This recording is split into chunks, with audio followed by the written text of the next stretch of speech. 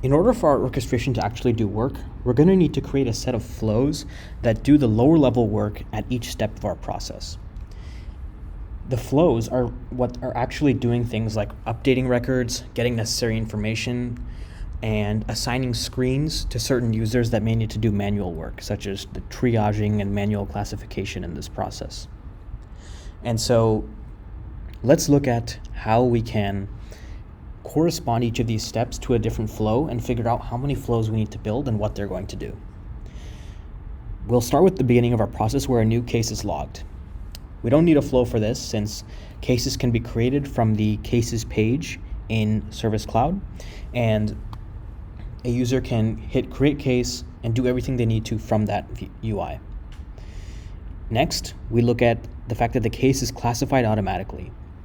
For this, we're going to need some sort of flow that can do work in the background automatically, and so we're going to use an auto-launch flow for that.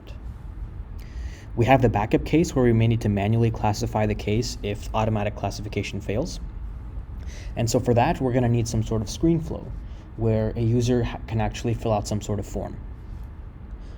From there, we have the routing process, which is done automatically because going into the routing process, we know that the case has been classified, whether automatically or manually. So that's the only information that we need to route to the proper support queue.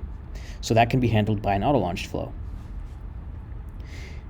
From there, we have the triage stage, and that needs to be done manually by a user. So we'll use a screen flow for that. We have three outcomes that can come from this. One where the case is closed, and that can be all done automatically. So we'll use an auto-launch flow for that. And the other case where the case is escalated to a higher support tier. Since that escalation decision needs to be made manually by a user, we'll use a screen flow for that as well. So all in all, it looks like we're going to boil this down to 3 screen flows and 3 auto-launched flows. So now that we know what we need, let's start building them.